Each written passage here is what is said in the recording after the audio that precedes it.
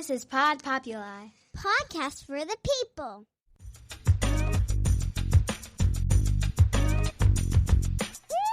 The Great Love Debate. It's the Great Love Debate. The Great Love Debate. It's the Great Love Debate. Hi again, everyone. It's Brian Howie. Welcome to the Great Love Debate, the world's #1 dating and relationship podcast. Since 2015, I got to do a quick read at the top because you guys have been really good at responding to this read. We've done it a couple times before. I'm doing it one more time because they're about to close out the casting. Are you dating someone online that you're ready to meet for the very first time? If so, listen up. This TV casting call may be the one for you, or even better, get you a $500 finder's fee if someone you refer gets cast on the show. So the Emmy award-winning Bunim-Murray Productions, you guys know them as the producers of MTV's The Real World, and a major cable network, and trust me, it is major. They are now casting virtual couples who've yet to meet in person, and that is a thing. They're now casting for a new relationship experiment TV show. So if you or someone you know, finder's fee, are talking with someone online who you've never met in person, so from the pandemic to a long-distance relationship to they're on the other side of the world to just plain nerves, whatever the reason, make your first meeting the most memorable experience of your lives. On this show, you will actually meet the individual you are falling for in person for the first time ever. Don't worry about trying to decide where, when, how. Oh my God, when are we going to meet?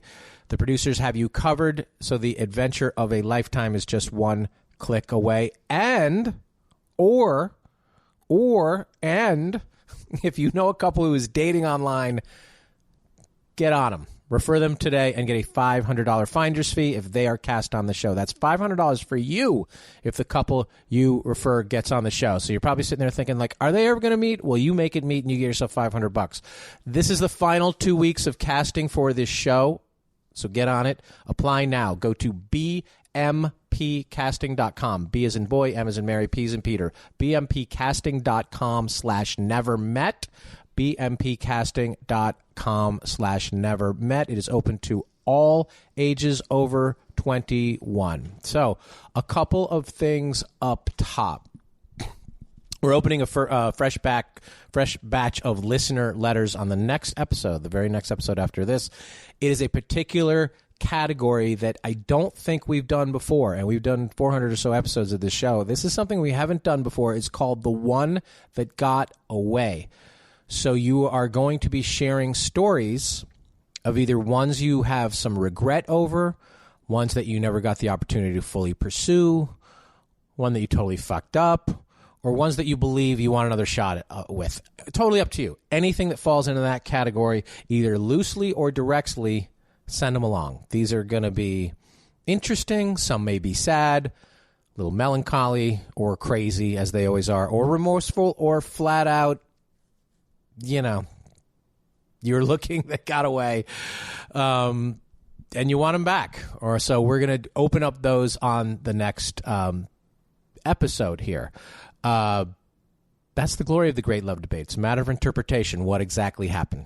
Relationships are snowflakes. No two are the same. So we are going to pry that open and take a deep dive into that. And I got some special guests on that to help me out. And again, this show is called The Great Love Debate. Emphasis on debate. I've had a few of you reach out recently with, I didn't agree with you, or I didn't think your guest was right. My answer to that is good. Good for us. That's the point. It's literally called The Great Love Debate. It's in the title. It's the longest word in the title. It's the only one with 2 syllables. Debate means opposing arguments or opinions or ideas that are put forward, and that's what we're doing here, folks. So keep up. Anyway, something that there's little debate about. I'm in Ohio right now. Ohio in the fall, and I'm recording this on a crisp late summer day where you can feel a little autumn in the air. And as I said in an earlier episode, I love fall. But what I don't love is Ohio in the fall. They're generally unhappy here, which makes them unhealthy here. So sorry, Ohioans, it's true. Gloomy weather, gloomy mood. But we're not here to talk about that. We're here to heighten your happy. I was in the airport the other day, and I was at one of those Hudson News checkout places, and this very nice Latina woman was working the checkout, and she wasn't in their usual uniform, and I overheard her explaining that she didn't have time to change, and she was in this bright yellow dress. And I thought, how nice is that? It made me buy an extra Twix because I was so happy. It brightened my mood. It brightened her mood. There's a reason the sun is yellow. It's a good thing. We've been preaching this to a mostly receptive choir for some time now, but it bears repeating. Unless you're at my funeral, stop wearing black. Wear yellow. Yellow's everything. At its least, yellow is lovely. And at its most, it's stunning. It's flirty. It's fun. It's more than just pretty. It's never not classy. It never doesn't look that way. It's noticeable without being ostentatious. So black is a dark mood. Yellow is a vibrant personality and a really good one. So have yourself some of that yellow. But I'm not here today to be your personal stylist. Sort of a long warm-up here, although this leads into what I want to get into. So I want to talk about the most important reaction that I think you can give or get from another person. And no, that is not shock, and no, that is not surprise. So when people come to our live shows or write into this podcast, or even, during conversations that I have in real life that aren't on a podcast or on a stage, imagine that. Even introverted me. Occasionally, I do have a few of those actual conversations that aren't on a podcast or on a stage. People always say, I love to laugh. We laugh so much together. He makes me laugh. I want someone who makes me laugh, blah, blah, blah. He needs to be funny or witty or sarcastic or silly, of all those things. And I'm definitely not here to dismiss any of that because I'm funny, usually, relatively. So I think that's important. It's all fantastic. Laughing is a fantastic release. It is a bonding experience. It is a guttural reaction and an emotion that is created and shared. I love it. It's great. Obviously, laughter is the best, almost. I think it stops just short of the most important thing. And it is the thing in a relationship or between two people that I think gets overlooked and it gets entirely taken for granted. It is the perfect cause and effect. It is the perfect action-reaction because it's rooted in feeling and emotion and a lot of times comfort. It's maybe the simplest reaction that someone can have, but it's maybe the most complex in its creation and it's probably the hardest to achieve. So I'm going to tell you what that is in 60 seconds because I have to take a quick break. Sorry. That's called a tease. Don't be a tease, people. That's my job. But we'll be back and we'll get into all of it right after this. And we are back, and we are talking about the most important thing, the most important reaction, the most important feeling, the most important everything, and I think that is what you probably think is, oh my God, that's simple. It's not. It's the smile. So I don't want to get too much into the science of it, but there's 43 muscles in the face that may or may not contribute to a smile. And researchers can actually study that. Physiologically, they can tell the difference between a fake smile and a real smile, a pure smile, depending on which muscles are actually being used. It's that precise. A baby smiles at you in sort of a pure way. It is not consciously smiling. It's just a reaction to something, and you smile back. So it starts there. From being a baby or from reacting to a baby, generally, that is a smile. And I wanted to get into this, so I actually looked into this, spent some time, because I think it's important. I want to know, what exactly is a smile? What is happening psychologically and what is happening physiologically?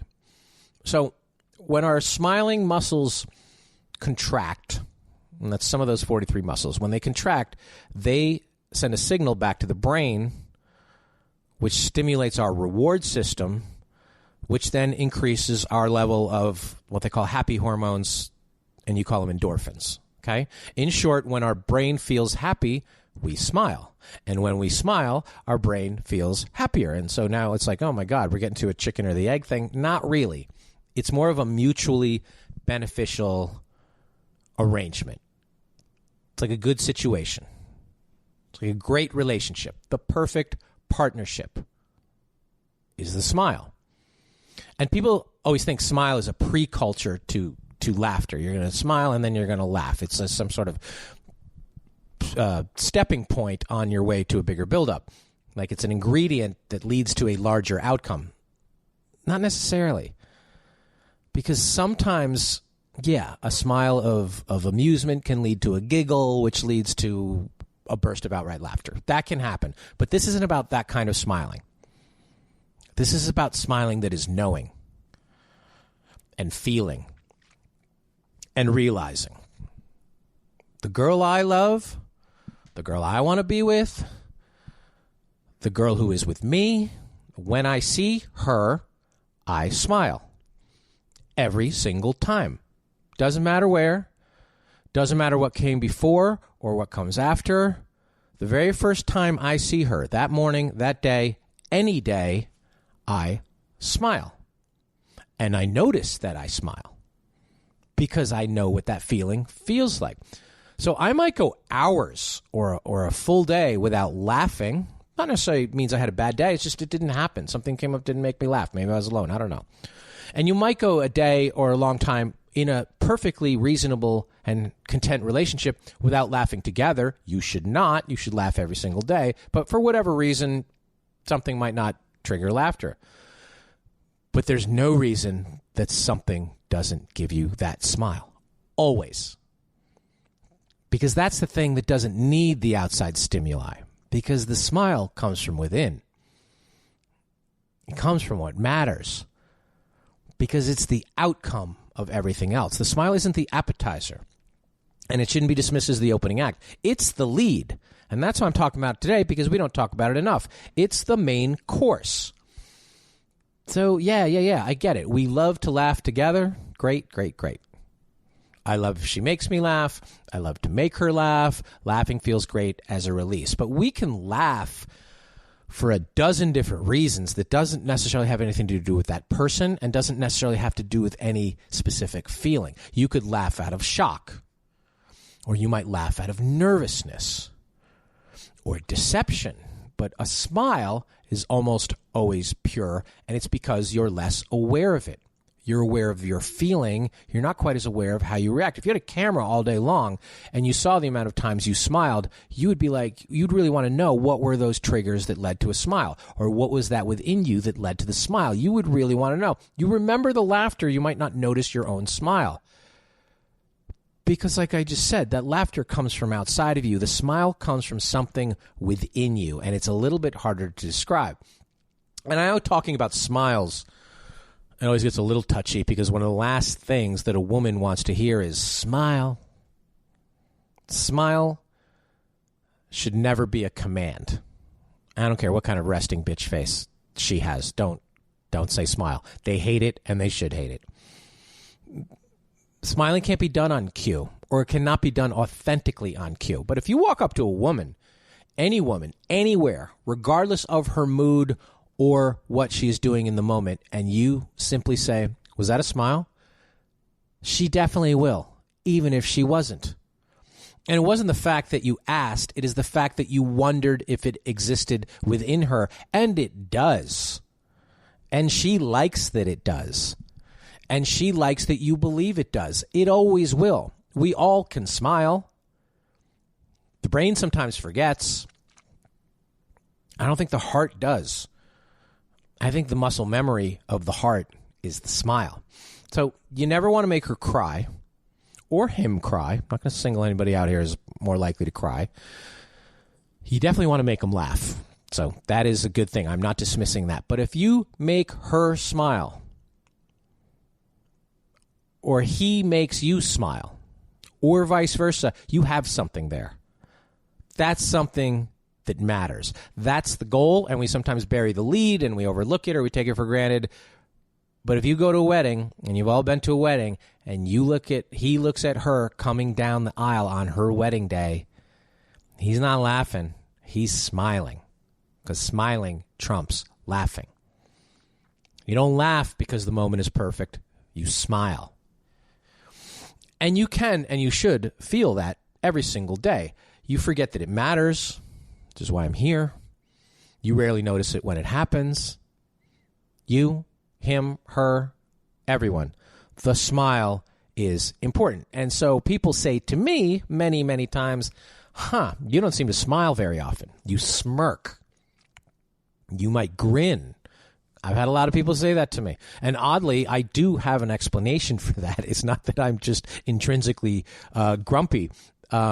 But it does affect the people around me. I'm aware of it. I'm aware that people might expect a big, broad smile out of me, and they're not going to get it. So when someone doesn't see me really smile, it makes them uncomfortable, like their presence or their actions doesn't please me, or I'm not reacting to whatever they think I should be reacting to. So when I said earlier about when I see her or she walks in the room, I know I am smiling because I feel I'm smiling.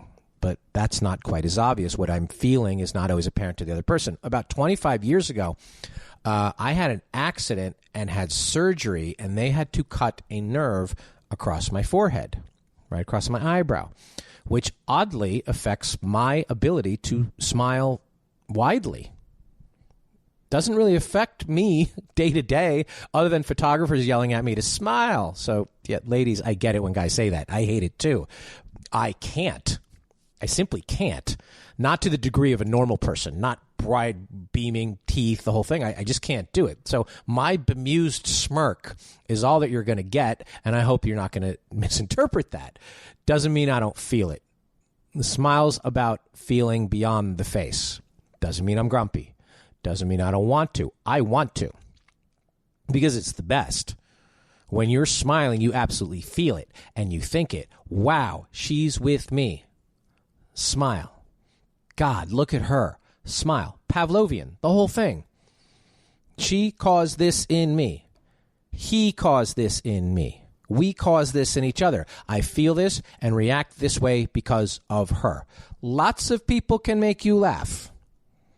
These women who think it's a needle in a haystack to find these guys to make them laugh. Go to the comedy clubs. There's a lot of guys there who can make you laugh. You don't want to date any of them necessarily. But there's a lot of people out there who can make you laugh.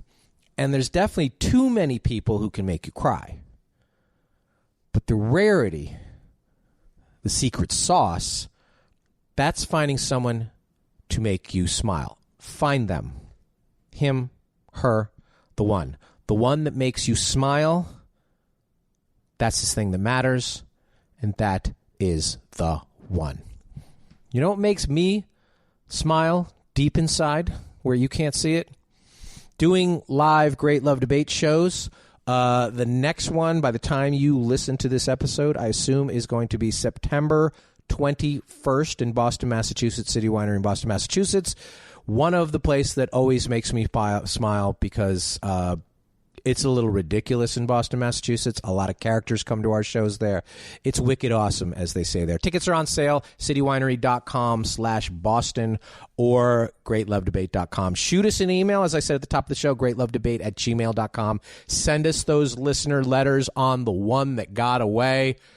I don't care what direction it goes. We're going to dive into it. Or shoot me an email on what you think about the power of the smile, greatlovedebate@gmail.com. But most importantly, please like, share, follow, and review this podcast. Your reviews mean a lot in the podcasting ecosystem. I know a lot of you are like, I think I reviewed this podcast or gave you 5 stars 2 years ago. I think you forgot and you missed out. So do it or do it again. I really appreciate it because, as always, at the Great Love Debate, we never stop making love. See you next time.